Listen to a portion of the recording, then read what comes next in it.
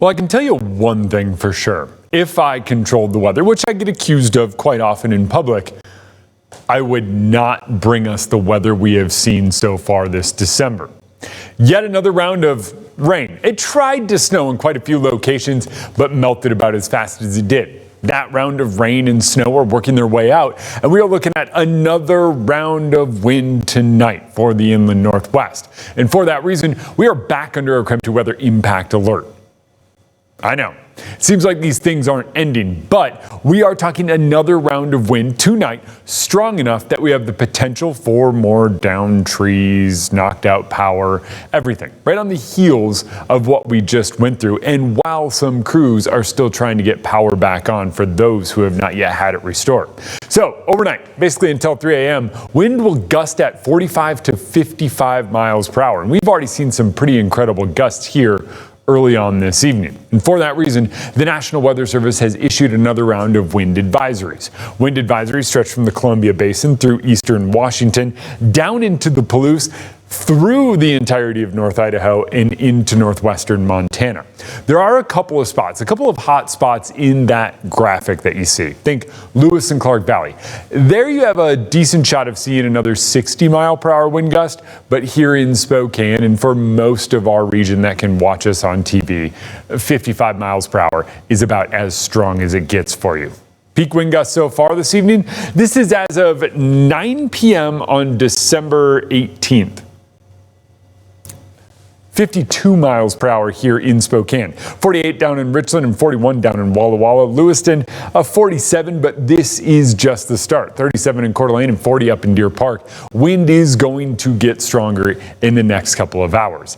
I think the heart of our event seriously is between now and 1 a.m. By 3 a.m., it's back to the calmer side of things, and by the time the sun comes up tomorrow, we should be on the backside of the worst of it, but with clear skies and that atmospheric disturbance there, we are going to hang on to some blustery wind throughout much of the day. So during the day tomorrow, we're just going to go ahead and say maybe 40 to 50 early in the day, and then calming to about 20 to 30 throughout the day and staying there on Saturday as well. It's just that weather pattern.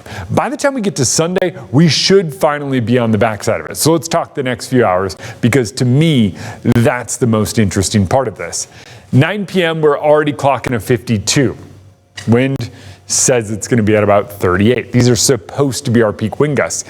See the 41 around 11 p.m.? Sure, it's only 3 miles per hour stronger than what we're supposed to be doing right now. But if we've already clocked a 52 and we go up by 3 and we just do a little bit of math, it's likely we clock that 55 mile per hour wind gust somewhere around 11 p.m. And then things start calming down. But notice wind stays strong through 1 a.m. And then when we get back into this 35, 33 range, it's still strong wind. That wind is still strong enough that I would say, hey, it's going. Don't go wandering in the woods to start your day tomorrow. That's a pro tip right there. It will eventually calm down as our disturbance moves through. But once again, it is a classic wind maker for us. A classic wind maker is basically a low traversing southern British Columbia and a frontal boundary draped across the northwest. Every single big wind event we get here in the inland northwest is from that weather pattern. This weather pattern right here. Here's our low, here's our frontal boundary. It's another shot of moisture. You might be hearing a lot about that atmospheric river. Yes, it is taking aim at much of the western seaboard. However, this one's moving. Notice how much it moves from north to south in just the past 12 hours. That movement means that we aren't looking at the same extent of flooding, but we are looking at some heavier rainfall as it moves through. Up in the mountains, that's coming down as snow. Winter storm warnings in effect for the Cascades. We're talking 12 inches of snow. There are some places that will pick up about 2 feet of snow by the time we get through the bulk of this, we'll say, and 45 mile per hour winds. Winds are a bigger contender in this one, especially when it comes to the snow. Winter storm warnings in effect for the Cascades. You get up into Sherman Pass, that's where you're looking at winter weather advisories. Winter weather advisories for 4th of July and Lookout Pass as well, and that's where we're looking at 4 to 9 inches of snow and wind blowing at about 30 miles per hour. Compared to the 50s and even the 75 we saw earlier this week, that doesn't sound like a lot, but it only takes wind sustained at 30 miles per hour to to get a blizzard or blizzard conditions if you have snow blowing around. So when you have new snow, 4 to 9 inches and 30-mile-per-hour winds, it is worth noting, and I think that is going to be a bit of a battle. However, notice you get up into the Silver Valley already and 4th of July pass, it is coming down as rain. Rain north of town, so rain even where we saw quite a bit of snowfall earlier in the day. Quite a bit compared to what we've seen so far this season. You move up into the mountains and it is coming down as snow. Just took a look at the Schweitzer cam not that long ago. Definitely coming down as snow. Lookout Pass still coming down as snow. Good news. It is likely going to make a transition into rain at some point tonight with this stronger wind, but for the most part, we are looking at snow moving through. By tomorrow morning, though, it is back to sunshine, and back to sunshine in a pretty big way. Most of the Columbia Basin winds up nice and sunny. Even us here in eastern Washington, we get to see some sunshine. North Idaho, similar story, even over into Coeur d'Alene. It's a strong westerly flow that helps clear us out. But keep in mind, when we have sunshine in a pattern like this, we will oftentimes get atmospheric mixing. Sometimes I'll tell you about wind and I'll say, as soon as the sun goes down, you can expect that wind to calm down. That would be when the storm itself passes us and we're on the backside of it, and then you get rid of the sunshine. But when the storm moves through, the sun comes up, you can still get atmospheric mixing. Basically, the wind is still blowing pretty strong in the atmosphere overhead, and so that sunshine helps that wind mix all the way down to the surface or the ground and keeps the wind gusts stronger down near the ground. So during the day tomorrow, it's pretty likely we hang on to those 20 to 30 mile per hour wind gusts as we move through it. That's plenty of sunshine. Eventually, as we get into, say, Friday evening, we get our next round of clouds. These build ahead of a bit of a pattern shift heading into the weekend. More snow is expected over the Cascades, rain down in low elevations. Snow expected for us. Our snow levels as we get a little closer to the weekend do bump up around 3,500 feet on average.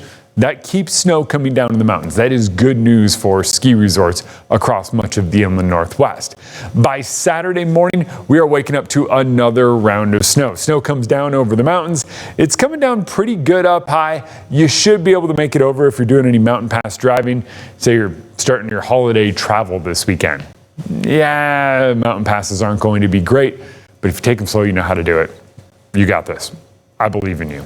Then as we move through the weekend into Sunday, we'll likely get another round of moisture. You see where I'm going here? It's just kind of we're in this pattern where we keep repeating ourselves over and over and over. So next week winds up looking a lot like what we've seen these past few days, maybe minus the wind. Today's a good example of what's to come. By the time we get to Christmas week, forecast models suggest temperatures trend slightly above average. And they also suggest we hang on to this wet weather and in a big way. So are we going to see a white Christmas? No. I just don't think we have it in Spokane.